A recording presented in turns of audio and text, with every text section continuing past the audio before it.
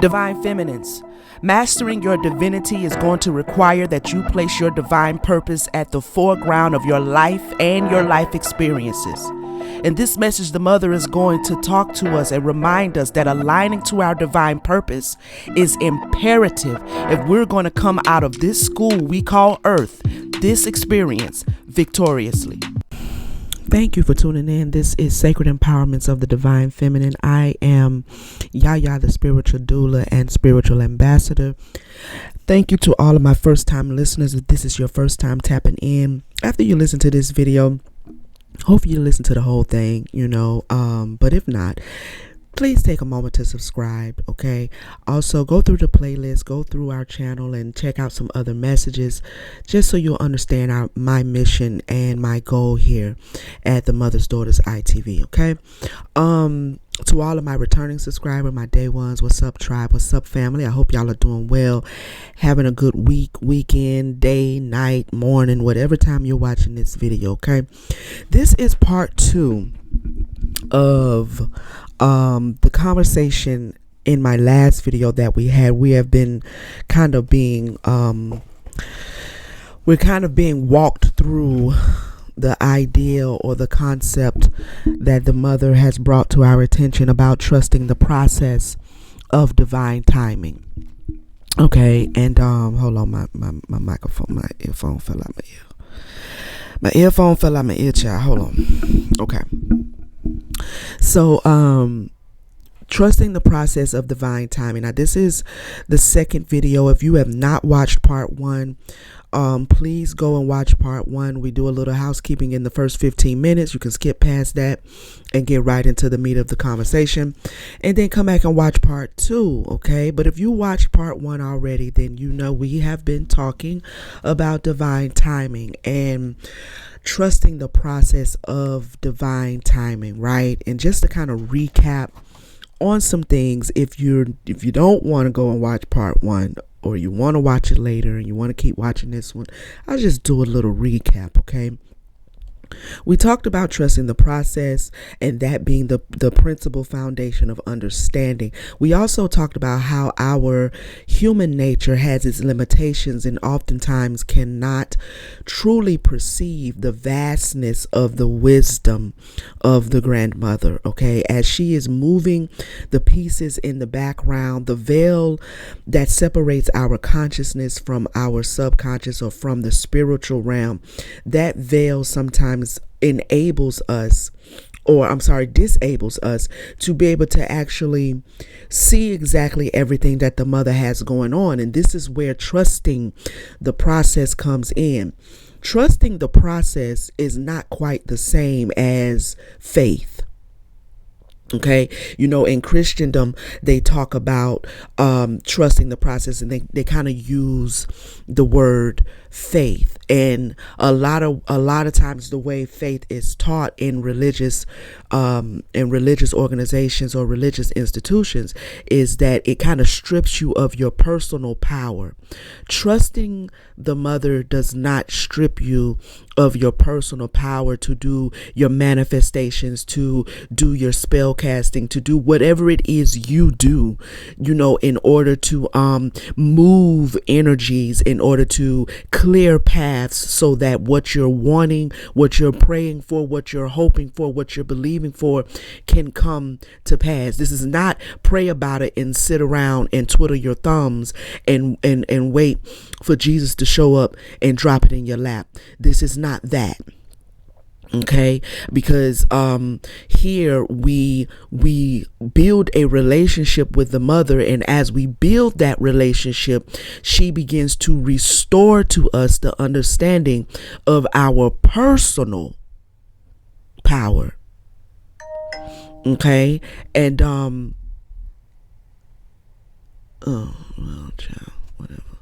and so this is a little bit, this is faith activated, if you want to put it like that. There's a scripture where I believe it was Paul, I don't know who it was, John, but where he was talking about, show me your faith by your works, or without your works, and I'll show you my faith by my works, right?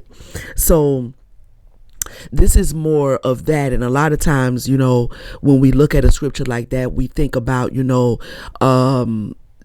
how to manifest money or tangible things or a new job or a new position or promotion or a new car or a new house. This is the way faith is most often used in Christendom.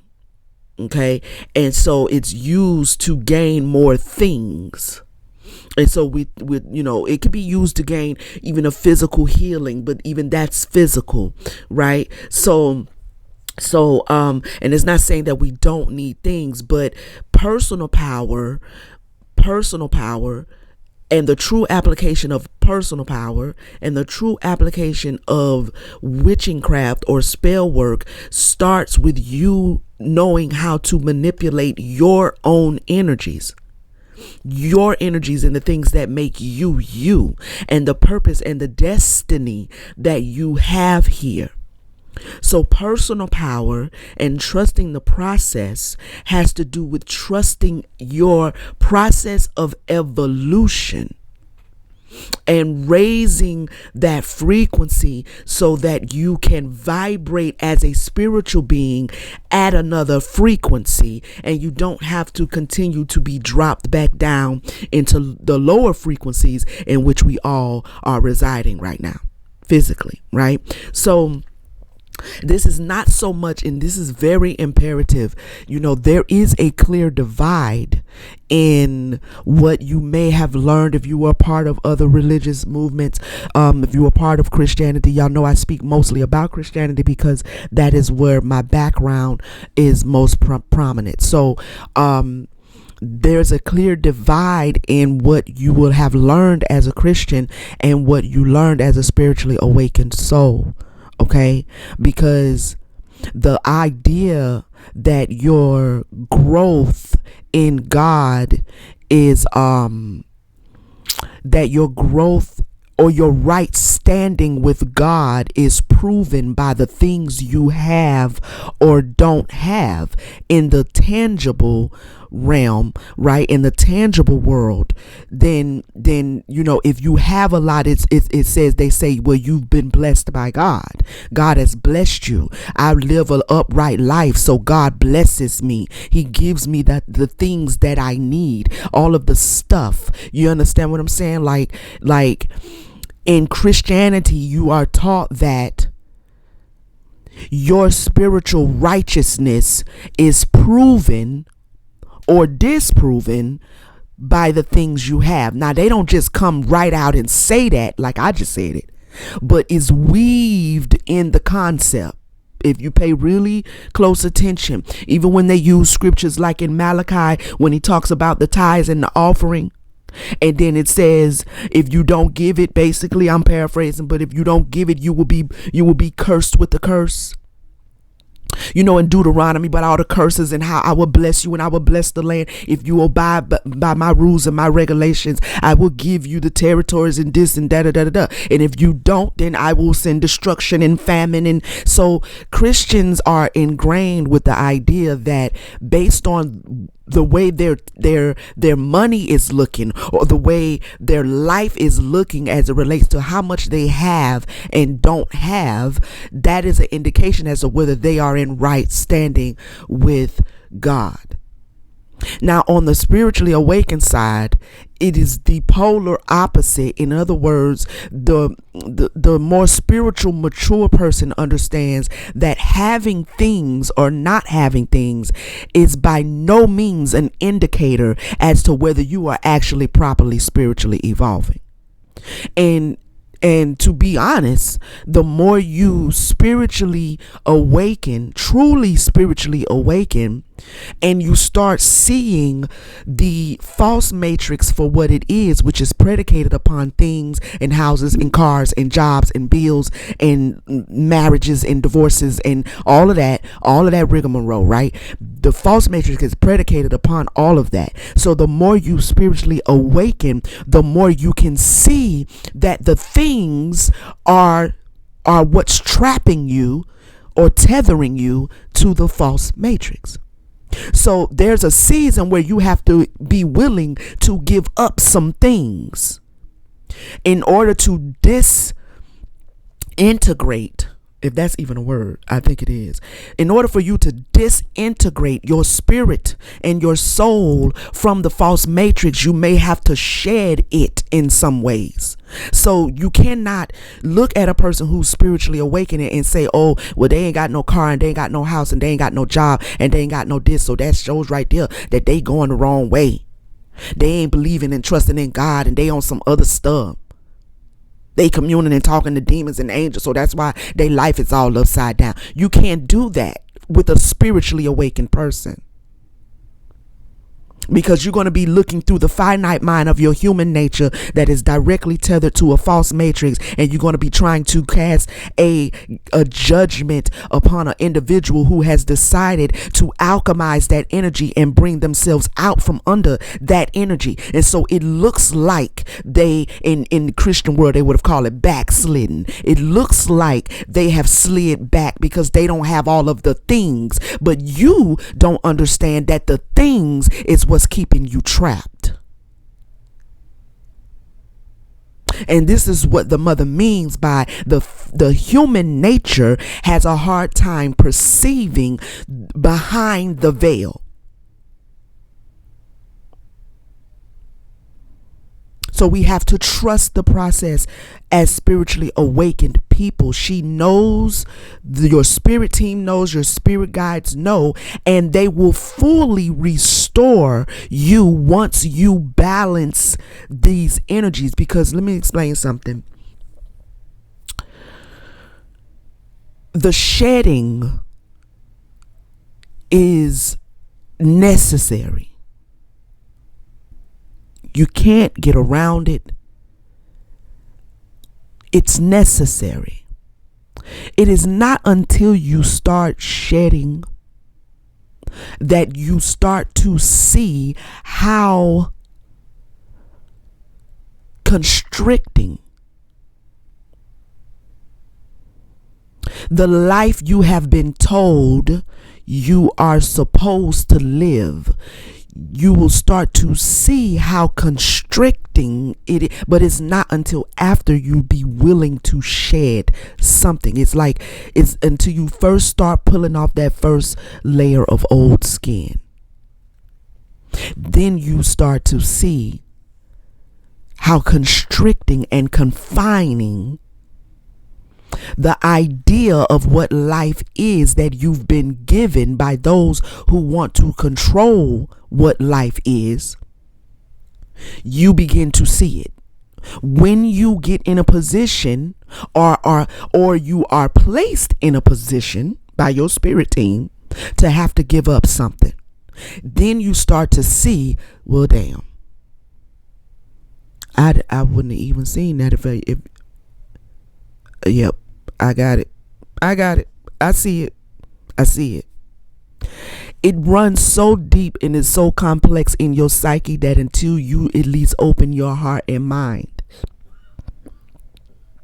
you will not even produce the questions in your mind that you should be producing in order to get the answers, in order for you to begin to continue to evolve.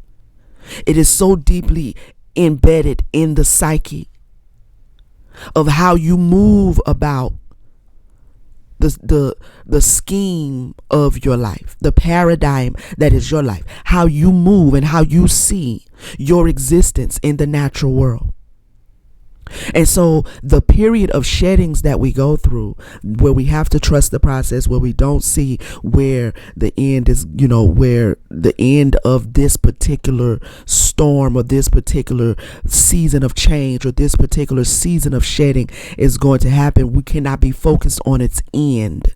We can't be focused about when is this going to end.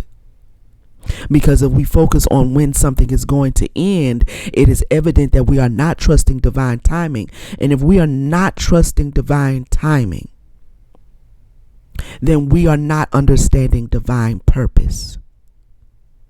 Our divine purpose.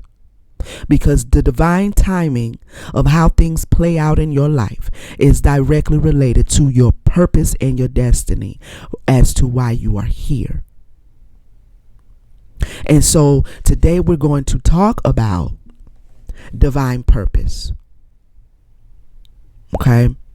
Divine purpose is at the foundation upon which we exist in the natural world. Okay. Divine timing is at play in many areas of our lives, individually and collectively, right? So each individual and collectively we have a purpose. And this is what I mean when I say, me really feeling called to women as divine feminines is not negating that divine masculines have some element of divine feminine energy with them, right? I'm dealing with women because the collective of divine feminine women has its purpose that it has to fulfill in order for the collective of divine masculine as men to do what they need to do, or to be able to get in position to understand what it is they need to be able to do.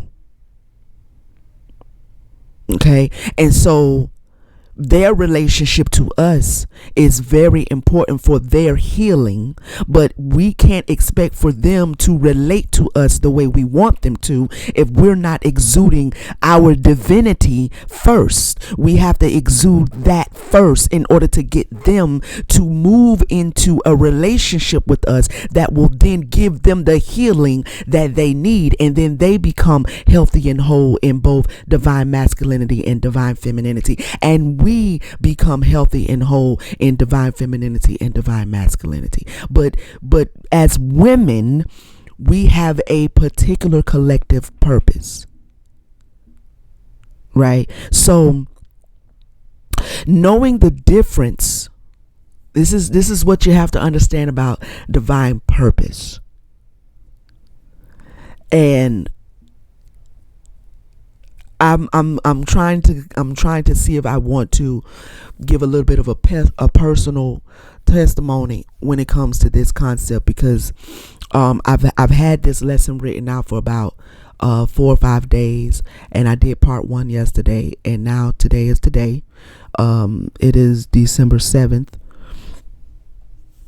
Okay, and yesterday on December 6th, I recorded part 1 of this lesson. Now it's completely written out. And so when I was getting ready to record part 2, I started getting some side notes. And then in the middle of me getting side notes, I had a whole personal tower moment. Like, when you get one of them epiphanies and spirit begins to talk to you about you. And by the time she got done talking to me about me and showing me some things concerning myself, it kind of led me into a brief shadow work period. And it was brief because I ended up falling asleep. But I couldn't do the recording. I had to lay down. I had to go lay down and just close my eyes, because I was having a whole moment. And so I went and laid down, and I ended up falling asleep. But before I fell asleep, she began to she had already given me the side notes to divine purpose, talking about the difference between occupation and vocation. Right? And I said, "Oh, that was good." And I took my little side notes. And then simultaneously, while I'm preparing to do the video, I'm also having a sidebar conversation between me and the ancestors and me and the spirit guides about me personally, and some things that I wanted to know about me personally. And so lo and behold, what I'm talking about today and had scheduled to talk about in part 2 in this second video directly ties into what I needed to know about me. This is why I always say I am first partaker, right? And so I had to go and do a little meditation and everything and bring my energy, because it was kind of devastating. Sometimes you had them epiphanies where you be like, okay, it's like when spirit comes in and reveals to you some shadow shadowy aspects of yourself that you might not necessarily see, that also can be playing out behind the veil. So I laid down and I dealt with that. And before I dozed off, she told me that the answer to my issue that I was dealing with is directly connected to the message of the second video talking about divine timing and trusting the process. And we're talking about divine purpose and how it is at the foundation of your understanding of divine timing. And the answer I needed yesterday, and the answer in this particular message, is understanding the difference between occupation and vocation. And so I had looked up, let me see if I can find it, because I wanted to know by definition. Let me get me something to drink here. Hold on. Stop all that smacking. Carrying on. I wanted to see, still smacking. I wanted to know the difference. Oh shit. I want to know the difference between, I hope y'all can't hear me clicking and typing and carrying on, but if you can, welcome to the real world. It is what it is. It's not perfect. The difference, because I wanted to read this definition because it was really good to me. So, and I'm not typing it slow. I'm actually using my on-screen keyboard. So don't be like, "Ooh, she type." If y'all can't hear the clicking, don't be like, "Ooh, she types slow." Most of you niggas can't type neither. What is you talking about? What is you talking about? But I'm using my on-screen keyboard. The difference between occupation. Now Google, you know better than that. You're supposed to be able to. You know I typed this shit in yesterday. Yeah, you have brought it back up for me. You had to do all that. Okay, here we go. While occupation refers to a person's job or primary work activity, vocation signifies a deeper calling or purpose in one's work, often implying a sense of personal meaning and fulfillment beyond earning a living. Essentially, a occupation is what you do, while a vocation is why you do it, with the latter carrying a stronger connotation of a higher purpose or mission. All right. Knowing the difference between your occupation and your vocation is imperative to understanding divine purpose and subsequently divine timing. Okay. We can look back, if you really think about it, right? We can look back and we can see the unfailing wisdom and genius of the grandmother. And when we do that, and when we look back and understand and see her wisdom and the vastness of her ability to move and create and birth and destroy and build, right? When we look back, we can strengthen our hearts. We can strengthen our hearts when we really take time to see her genius. We can strengthen our hearts when we are presently experiencing something that is less than pleasant. Something that is less than pleasant. Divine timing is used to reveal and strengthen your sense of vocation. You have to not only know what it is you do, but you have to know why you do it. And I am not talking about I sing because I'm happy as energy. I'm talking about you need to understand, and I'm going to give you a little bit about what she told me yesterday as it relates to me personally. And maybe this will help really paint the idea of what I'm saying. I was told yesterday that, because, if you've been following me for a while, then you know that, and if you know me personally, you would know this too. Because people be watching and won't even, let a sister know they watching me. But if you watching me, you watching. You know what I mean? Some of my family and friends have let me know, but I don't know. You never know. Whatever. It's all good. Anyway, you're all welcome. But if you know me personally, you will also know this about me, right?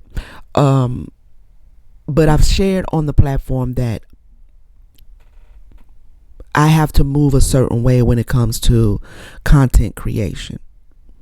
And I was challenged and found it challenging to be as consistent as my mind was telling me I wanted it to be. Because, I'm a spirit being first. And so I often find it difficult balancing the spirit and the mind, and producing in the natural world while investigating the spiritual world. And I find that, to be a tightrope for me to walk. And most often than not, I would prefer to just be in the spiritual world, investigating things, and, so on and so forth. But I'm not just in the spiritual world. The self of me is in the natural physical world. And so there's a balance that has to be accomplished there. And so I have been trying for really all of my life, but when we're talking about my platform here, I've been trying for a while to really get a handle on consistency. I'm way more consistent than I was a year ago, or like way more. I'm doing good. I'm getting there, but I'm still challenging and challenging myself there, and trying to press through a certain threshold when it comes to consistency. And so I was sitting down, I was going over my notes for this video, and then I was having a sidebar conversation with Spirit about consistency, and I was having a conversation with her about discipline. And this is something that they have been bringing to my attention in many areas of my life, not just as a content creator, that discipline is a weapon of warfare that you are not utilizing, because you don't see discipline as a weapon. And so so I'm like, okay, well, why am I having an issue with discipline? And so she kind of took me back through some past life things and things like that. And so, to not say too much about how I got to be in a position to be challenged with discipline, at the end of it all, she was basically explaining to me that you are not aware that your existing in the earth is an occupation. You are occupying earth, right? And I'm laying down on the floor. I got tears in my eyes, and I'm crying because, like I said, there was some stuff she said, and it was like, no, not me. Yes, you. Right? And so she was like, you're not understanding that you being here is an occupation, but it is not your vocation. And the reason why you lack discipline in the occupation is because you have not connected the occupation of you being here to your spiritual vocation. You have not harmonized that. So you look at being on earth as busy work. And I do. I laid there and I was like, ooh, girlfriend. Look, listen, you dredging it up now. And so she was like, you look at it, you resent being here, Yolanda.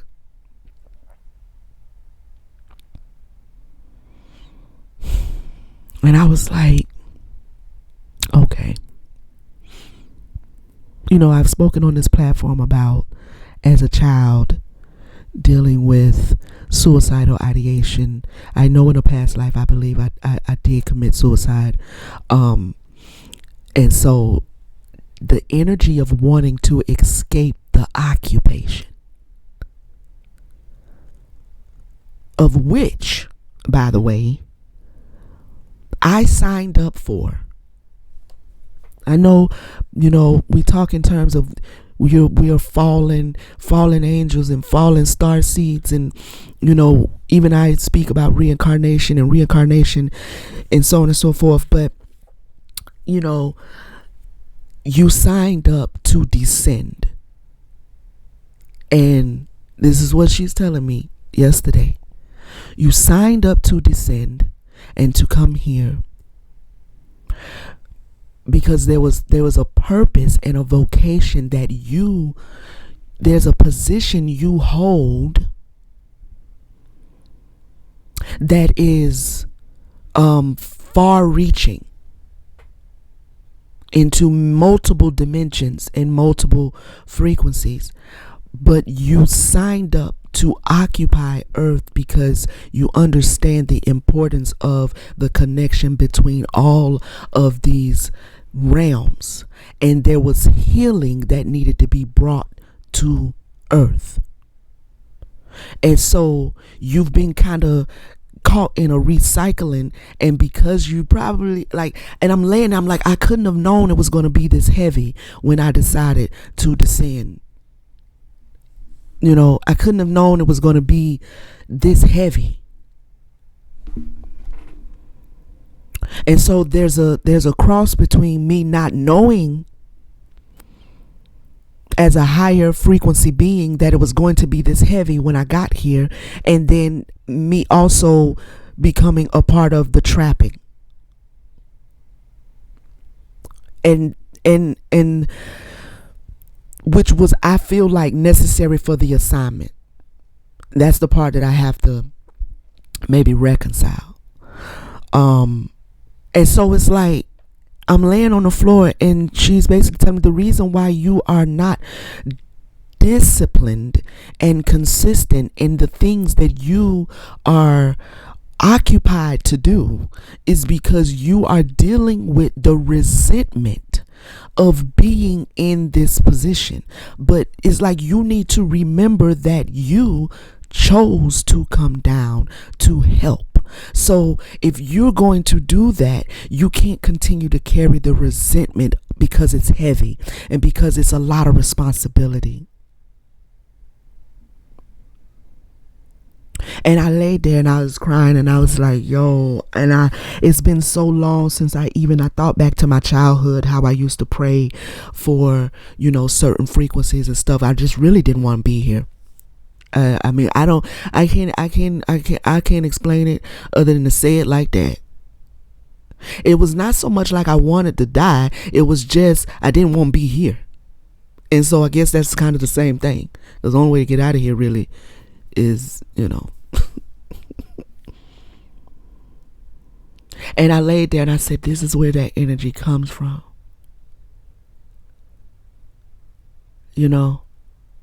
And she said to me, I said, how do I heal this? How do I heal it?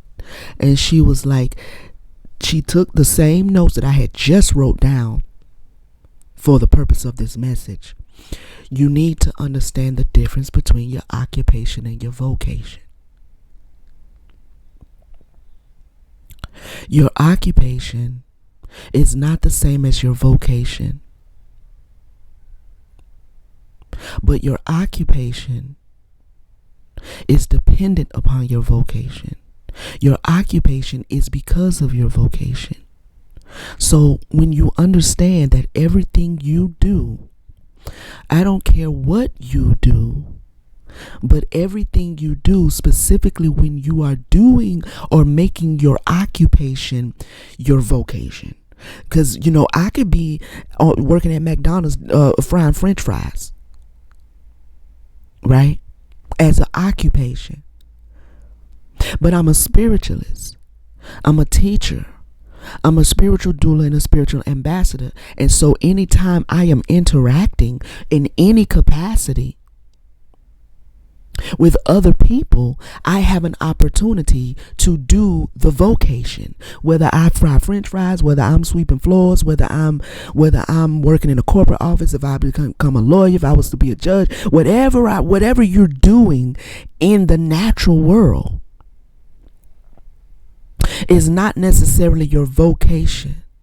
And if you don't understand your vocation and your purpose for being here, if you don't understand the intricacies as it relates to how you got here, why you are here, if you're just living like a zombie, you ask some people who are associated with certain religious organization and structures, how did you get, like, why are you here? What is your spirit history? What is the history of your soul? They walk around like this is their first lifetime. Like they have no clue that they've been here before. And I know they do because I used to be a Christian. Nobody ever talks about past lives in Christianity. And nobody talks about reincarnation in Christianity. Although it's right there in the scripture, but then nobody talks about it. It's like, it's just a general blindness to spiritual concepts that are causing, many people to not understand their vocation. And until you understand or fulfill that vocation, and maybe this is what Jesus, the allegorical figure, was talking about when he said, I did not come to do away with the law, but I came to fulfill it. Was he talking about the Torah, or was he talking about the law that governs him?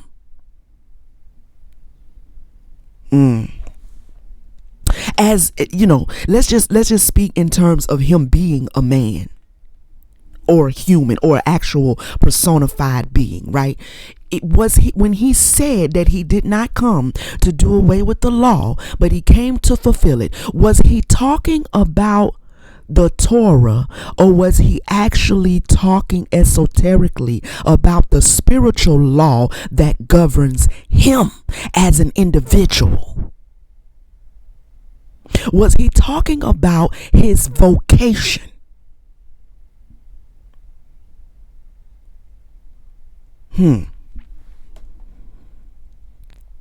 I'm leaning towards the fact that he might have been, because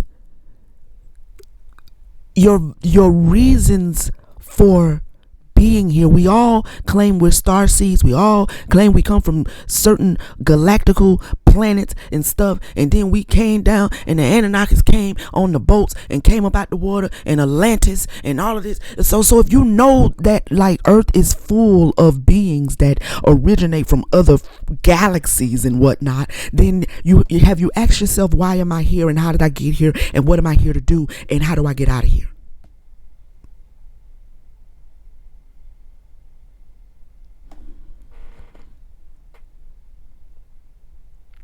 These are the questions that lead to understanding divine purpose. And so no matter what you are doing on the earth as an occupation, when you understand your vocation, you weave that purpose into your occupation. Now, I am a content creator, a spiritualist, a doula, and a spiritual ambassador. I have done occupationally many other things before I decided to step away from the system. Not saying I might not ever go get another job, or I might not ever go clock it. I'm not saying that I will never do that again. What I'm saying is I'm not doing it right now. And in me not doing it right now, I love what I am doing finally. Because I may not have the biggest bank account full of the most money in the world, but I am finally doing the thing that I would actually do for free.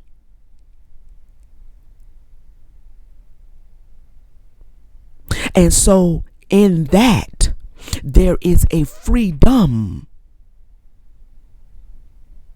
that is granted to me, because I am no longer tethered to a system that only seeks to keep me from the thing that produces my freedom. Whether it is freedom of mind, whether it's financial freedom, whether it's physical freedom, whatever it is, right? My vocation and my occupation are in alignment. And so me lacking discipline is still a part of a shadow. That's a part of a shadow that is still lingering.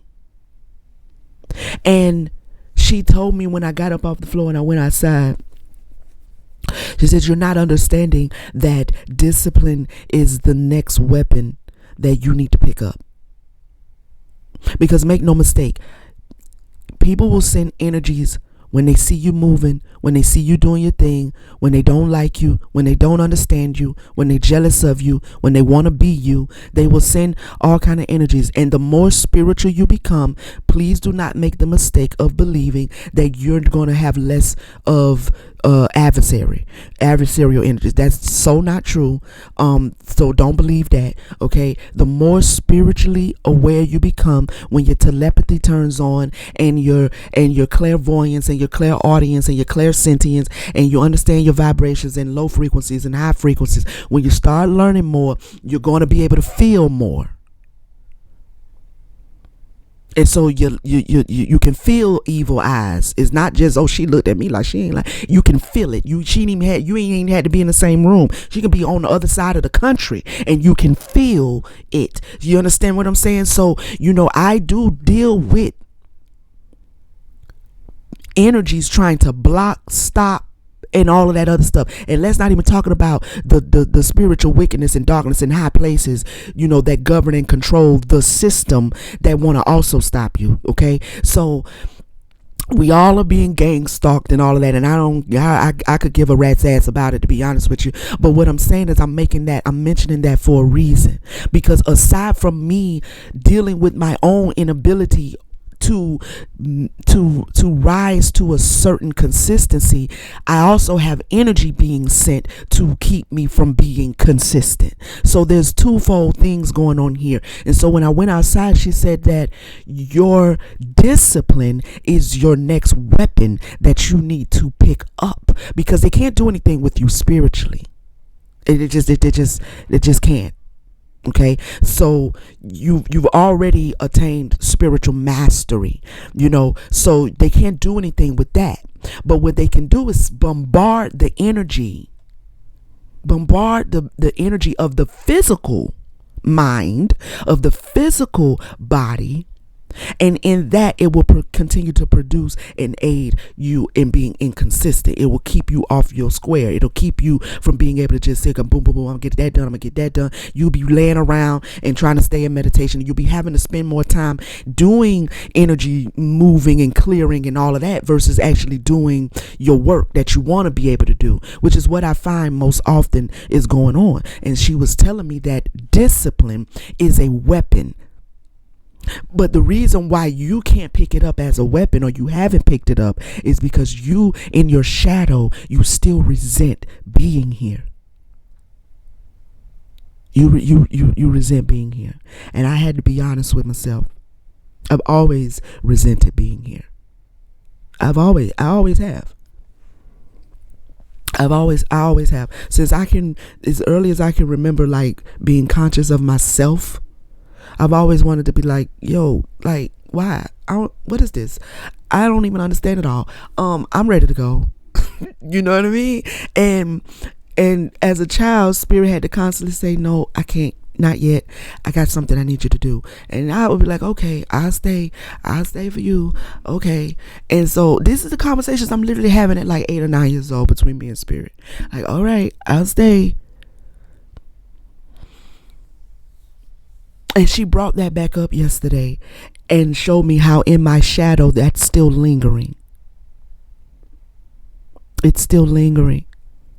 And so now I have the job of uprooting it.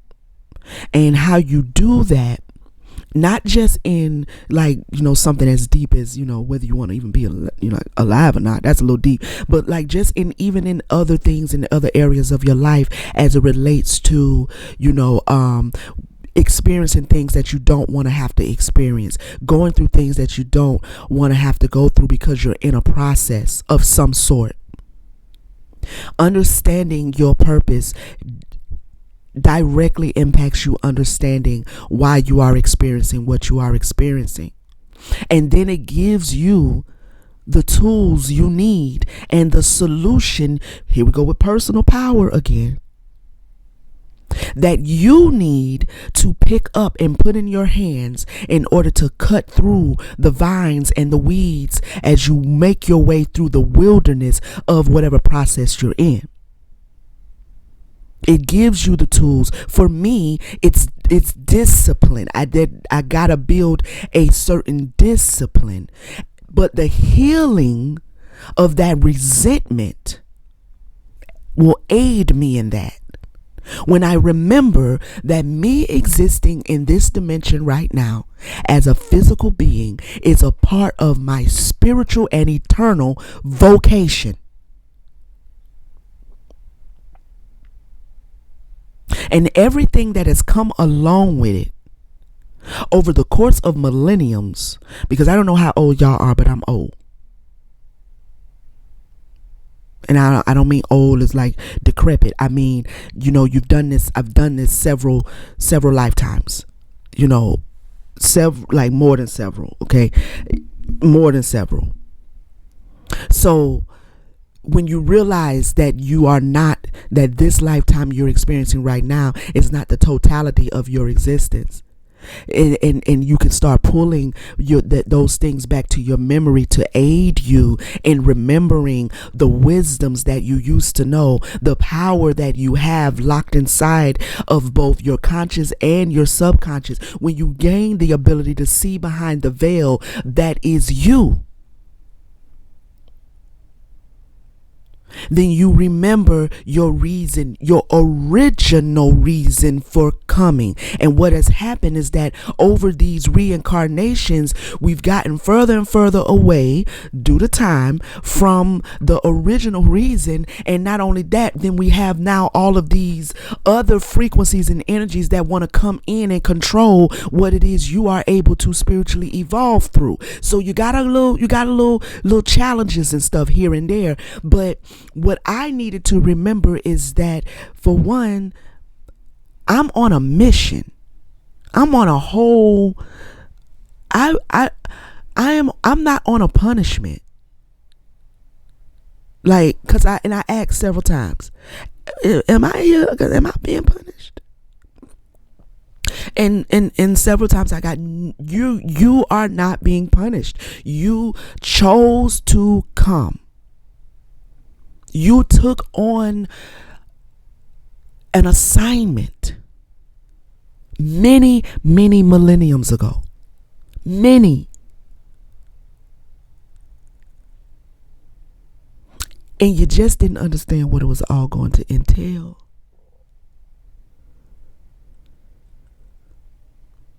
Because there's no way you can know what it's going to entail.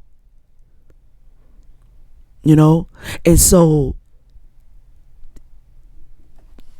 I became resentful at some point of the extra responsibility, of the burden. And I'm still carrying that in this lifetime. I have now the truth so that I can relinquish or heal that resentment. You do not have to be frustrated with where you are in your process. You don't have to be frustrated with where you are and whatever process you're in when you understand the soul's vocation.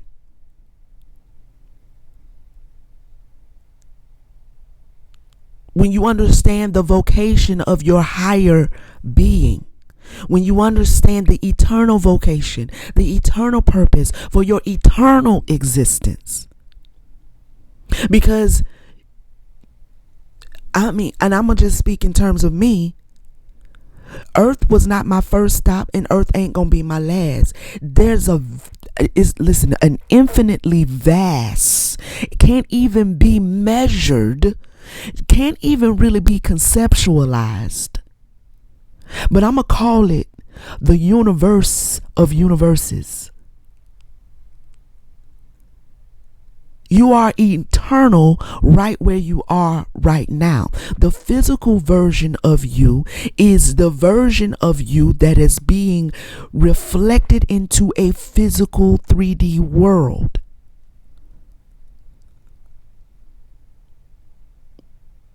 And it feels single to you because you are you, nigga. Like, you are you. You have to train the spirit mind to go behind the veil of the self and see the other yous that may be sitting in other dimensions and things like that. You understand what I'm saying? And so we can't get so tethered to the physicality of this planet, of this dimension, that we think that this is all there was and all there's going to be. You are an eternal being. You are a spirit being. You are a fragment of light and a fragment of thought.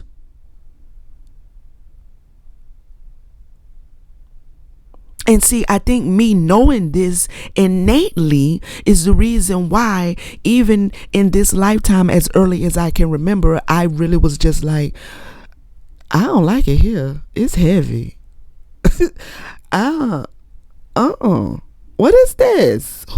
Right? Like, I just felt out of place, to be honest, and not in like I just felt like, look, this is low vibrational. I didn't know the words low vibrational. I mean, I was 8, so I was like, I don't know how to explain this. But I remember just weeping and crying and just being like, this is too much. It's too heavy. Why am I here? And I wrestled with that energy, and then I think I just suppressed it, and it was brought back up yesterday. Because now that I have begun to move and awaken and remember and investigate the things, now I'm kind of like back in my, you know what I'm saying? I'm back in my swag, you know what I mean? But this thing is still lingering because it's affecting you. You're asking spirit about your inability to be disciplined and consistent. And I could never pinpoint why that is. And she basically said, because you look at existing in this dimension as busy work, and you really don't want to be here. And I was like, well, no, I don't, but I do now, because I like what I'm doing. And plus, I have given birth to beautiful children, and I'm not ready to go nowhere. Now, before I had children, it was just like, yo, this can pop out whenever y'all ready, you know what I mean? I'm like, I'm good, you know what I'm saying? But after giving birth to kids and having my beautiful children, like that makes me want to stay just a little longer. And so by the end of my little shadow moment and my little tower moment yesterday, I was asking for more time. Because I have been given by spirit a number as to when I will transition. And it's a long time from now. I'm going to live to a ripe old age either way. But I was asking for even more time. Because I've spent the last 30 plus years resenting being here in my shadow self. Like, I just give me just a little bit more time, so maybe I can help a few more people that I probably could have already reached, but I was in resentment, so I wasn't able to do the thing, you know what I'm saying? But maybe I could just, do a little more, right?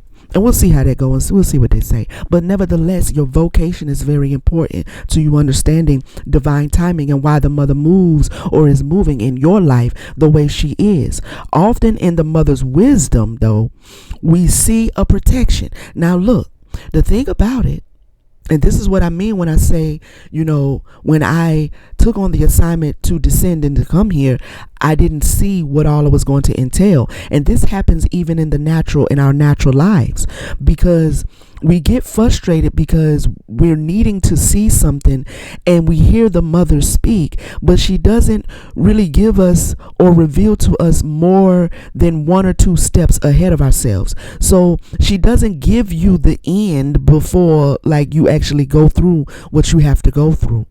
And so there's a lot of questions, a lot of answers, right? But I feel like she doesn't allow us to know more than 2 steps ahead of ourselves as a form of protection. And when I thought about it after what I was receiving yesterday, it's almost like if you knew what was going to be before you actually work through it, if I give you too much, if I give you, allow you to see 100 steps ahead of you, and you automatically know exactly what's going to happen, by this time next year, then where do you learn the lessons from? And where do we build trust in each other from? So she only allows us to know no more than 2 steps ahead of ourselves.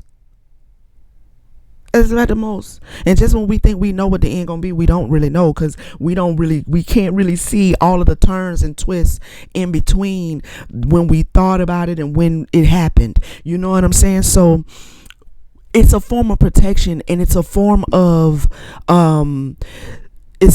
space and it's a result of space and time, but it is a form of building a more intimate and dynamic relationship with her through the trust that is required as you move through space and time. Knowing more too soon is not always helpful. Because if you know too much too soon, you kind of rob yourself of discovery. And I've always said that experience is how you gain wisdom. In other words, what I'm telling you right now, what I've been saying on this video, this message, is knowledge. I've been giving knowledge. But knowledge experienced produces wisdom. The most we can do when we talk and we chop it up amongst each other or whatever, you chop it up with your homegirl and she drops some good jewels on you. The most she can do is give you knowledge. But she can't give you wisdom unless you go walk off and go through something in life where you have to apply what you remember her saying, like, oh girl, when this happened, do it that way. See, she gave you the knowledge, and then you went off in your life and something happened where you needed to utilize that principle, and in you utilizing that principle, you gain the wisdom of that principle and the wisdom of the experience. And this is why the mother doesn't allow us to see more than 2 steps ahead of ourselves, because that requires for us to investigate, that requires for us to discover, that requires for us to experience. And that's what gives us wisdom. The wisdom of the mother is given to us through her wisdom of not giving us too much too soon. I can give you all the answers right now. The trust that we build over the time that we have these experiences, the trust that we build in her, is what quiets the chaos of the mind. Because we all have a human nature. And when things are not going right, when things don't look right, they don't feel right. And when they don't feel right, they just don't feel right. When you learn how to quiet the emotions and the feelings and the thoughts that accompany them or create them, when you learn how to look at a situation, an obstacle, something that is delaying you, something that is not going the way you want it to, and stand still in peace in your inner world, your inner reality. It's like being in the eye of the storm. Yes, the storm is tearing up houses, is tree trunks and limbs and stuff all on the outside circumference of the storm. But inside of the storm, there is peace. And so when we are building that trust with the mother, that is ultimately what we are doing. We are learning how to keep the inner, which is the realm of the divine feminine. It's the inner world, the inner parts of you. It's governed by the divine feminine. And when you master the inner world, there is a constant peace. Though chaos may be brewing on the outside of you, there's peace on the inside of you. And that's not always the easiest thing to forge, is that peace. But it's not impossible. And that's what we are doing. We are learning how to let the divine feminine lead. Learn how to let the divine feminine rule. Learn how to let the divine feminine reign. The divine masculine moves accordingly to divine femininity and the instructions that she gives, because she gives it from a peaceful place. She's not stirred up. And so therefore mess around and gave you some advice that turned out not to be the best advice for you, because it came out of chaos. The divine feminine she's peaceful. So when your outside world, your masculine world, is chaotic, or is challenging, or it's time consuming, or you're physically tired, you just got a lot going on. I mean, you're handling it, but you got a lot going on. It is your inner world that will aid you through giving you the peace that surpasses all understanding. People will be looking at you like, I just don't see how you do it all. That's because the chaos is out here, but I'm straight on the inside. I'm good. I'm holding me down on the inside. And this is not a sense of denial. This is not a sense of ego either. You got to be very, very, very, and we're going to do a lesson about the ego, because the ego is not what we think it is. Okay. But the ego is the true ego. The true ego is directly connected and is the self. All right. So the way we're taught what ego is not really necessarily what ego is, and we keep trying to produce these ego deaths and slay these ego deaths, thinking that it's something in our subconscious that we're trying to get rid of, and really no, it's your consciousness you need to slay. It's yourself, because yourself is the youngest mind that you have. So it's the self that want to act out and be reactionary and always somebody's victim. It's the self that's having the pity party. It's the self, because the self is the babe of you. The self is the version of you that only existed in this lifetime as you are in the physical of you right now. That is the self. And that is the part that you have to bring under subjection.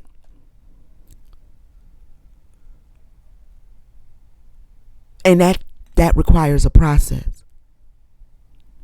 And the divine feminine is who you have to put at the helm of bringing the self under subjection. The self is the masculine of you. Right? So we'll talk about that another day, but it still applies, because these are the processes that, and these are the wisdoms that the divine feminine give you in order to help you navigate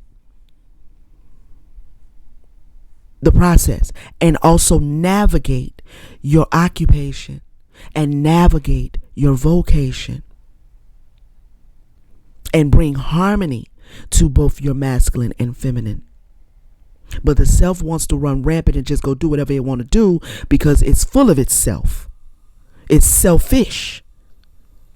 You understand? So we have to put a little bit of a leash on the self, and listen to the older mind of us. Okay, the mind that has gone with us through many incarnations and reincarnations. Okay, so if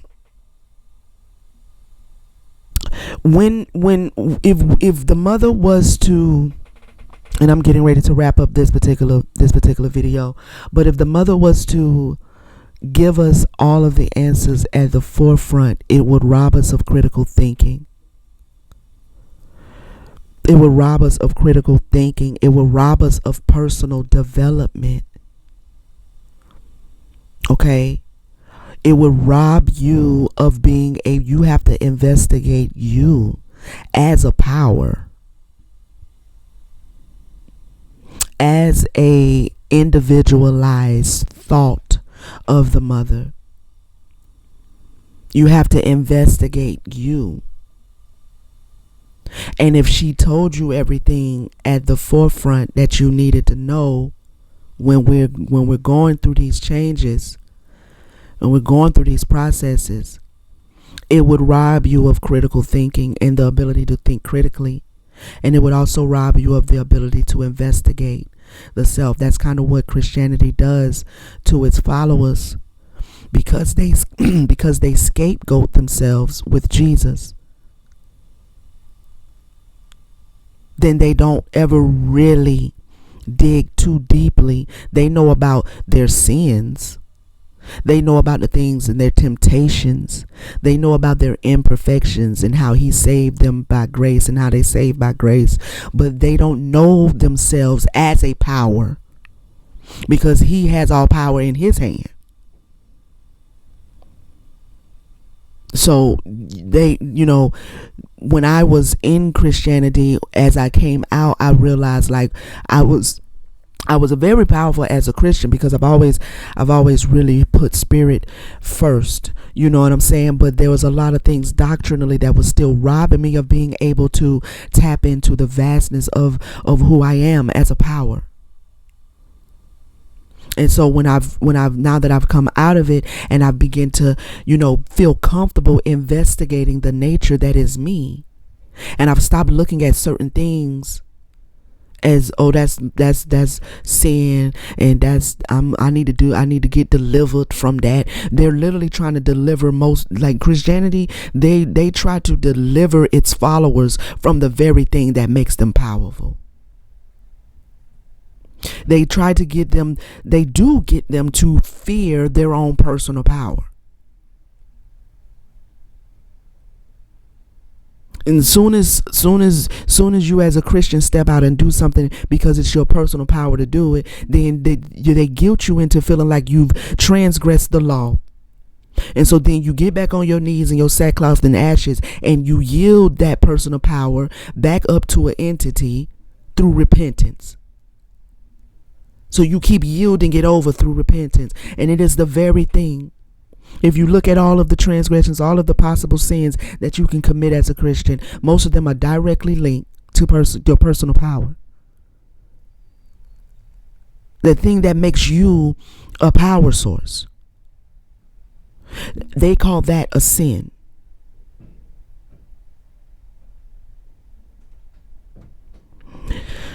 Any God that created you as a God,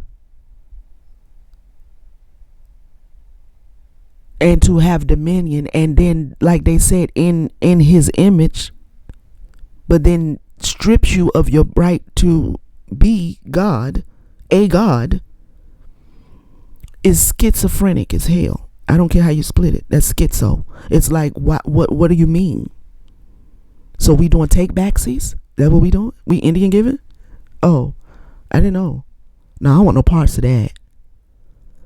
Right? These are the things we question when we learn how to critically think. These are the answers you can see it. Even if you can't give an answer and articulate it, you can see it. It's like that doesn't make any sense.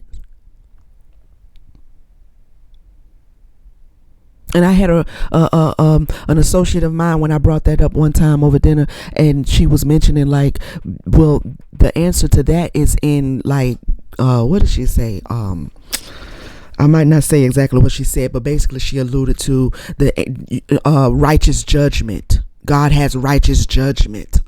No. We're not going to justify away take backsies. You can't create gods and images and say that you know this and that. And if I use my dominion to eat of a tree, then you gave me dominion over every tree and then told me don't eat over that one. That don't even make no sense.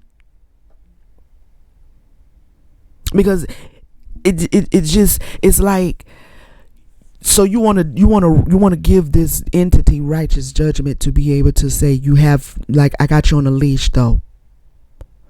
Like, you my dog, you in the house, but you got to stay on the leash. Or you my pet, you my dog, I love you, but you can't come in the house, you got to stay in the backyard on a leash, on a chain.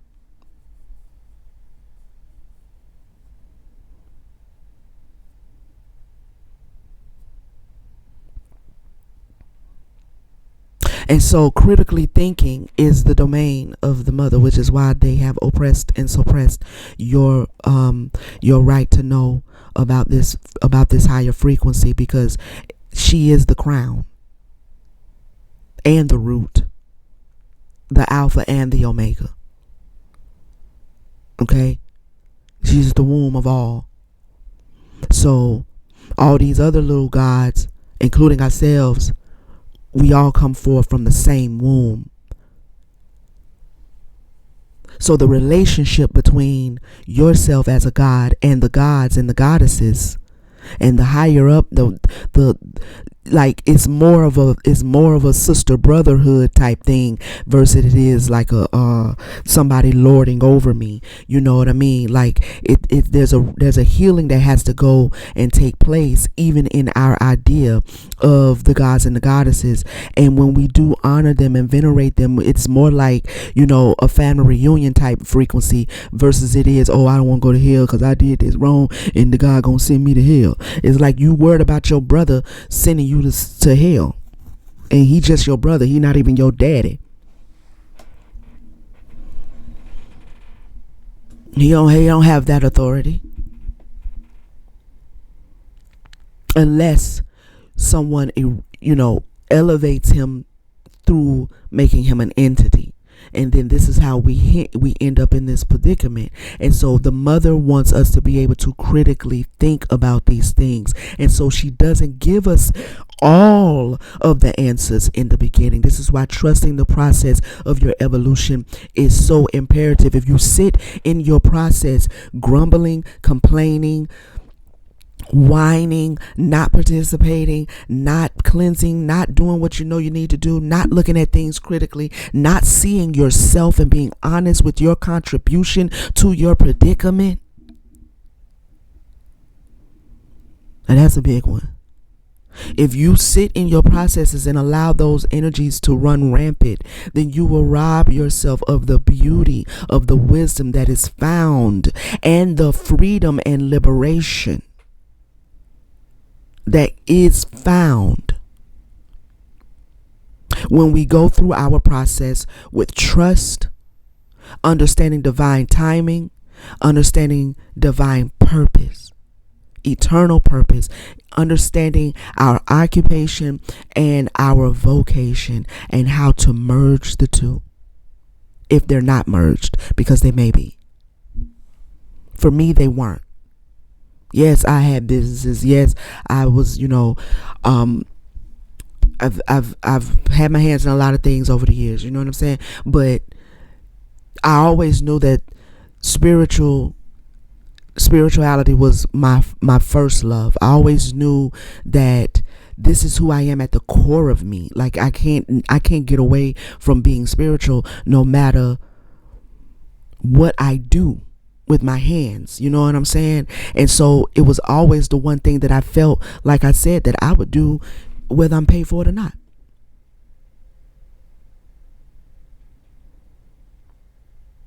So only thing I had to do was make up my mind to do it and to remove every obstacle from out of my way.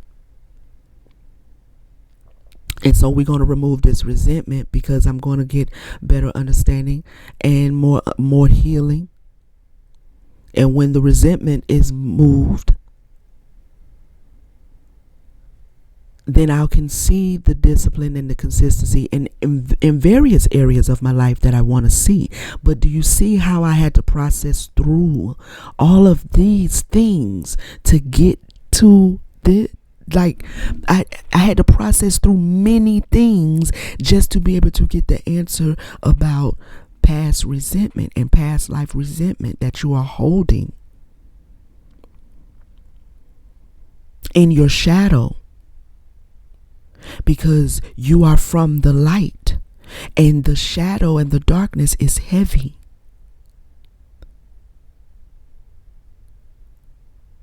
It's heavy. You don't like it, but you have managed to go into the darkness and alchemize. Now you are both light and darkness. And this was the vocation. This was the vocation of you coming down and finding yourself occupying and being in an occupation here in this dimension. This is what you came down, among other things. So this is a healing that I am aiming to guide other people into, that is a direct extension from the healing that I've been able to forge for myself. Won't look the same, won't be the same for everybody as it is for me, but it's a frequency of healing. It's an anointing. It's an empowerment. It's an endowment that I have been given because I have done it for myself.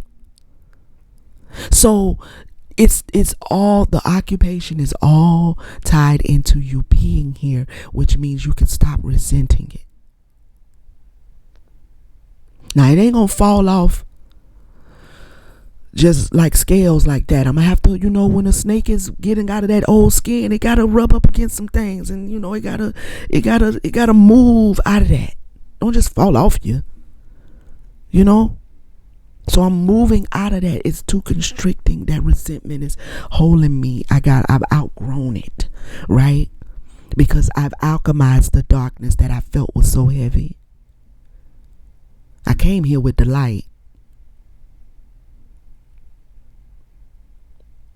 And so now, like, I was standing outside this morning, and she was like, she said, the loudest day to spirit, my spirit guy was like, you a zebra.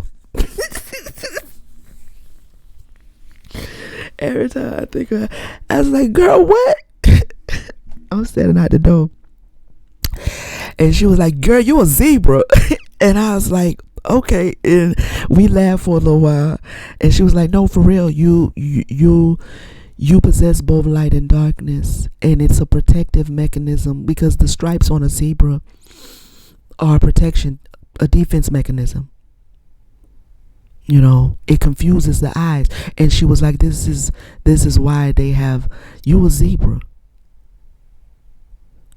I said, okay, cool. It's funny how you said it, but I understand what you mean. I understand what you mean.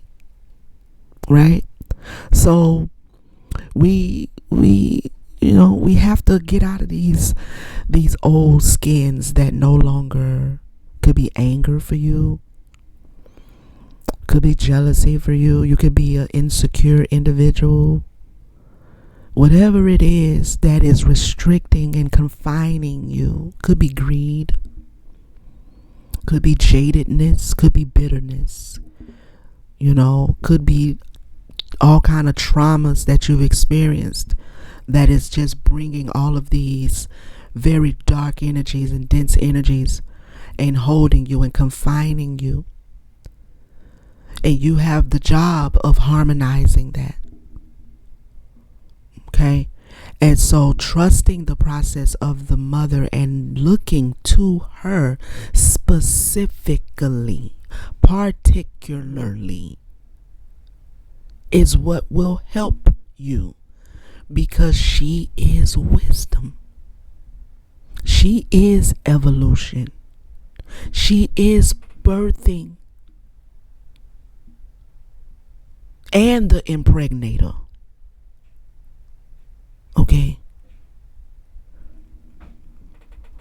So that has been, I know that was longer than that was definitely longer than I want to go. Cause I've been, man, hour 19 minutes. That was definitely longer than I wanted to go. But you got that video out. I may chop it down. I may kind of like, paste it and take some things out, but nevertheless, that was part 2. We're still talking about divine timing. We're still talking about trusting the process. The mother is walking us through that. I thank everybody who has taken time to listen to this video. Get ready for part 3. It will be coming soon. Please hit the like button, the subscribe button, hit the notification bell if you haven't. You'll know when I'm back with another one. This is YaYa, the spiritual doula and spiritual ambassador, your sister, your friend. Love you to pieces. Peace, family.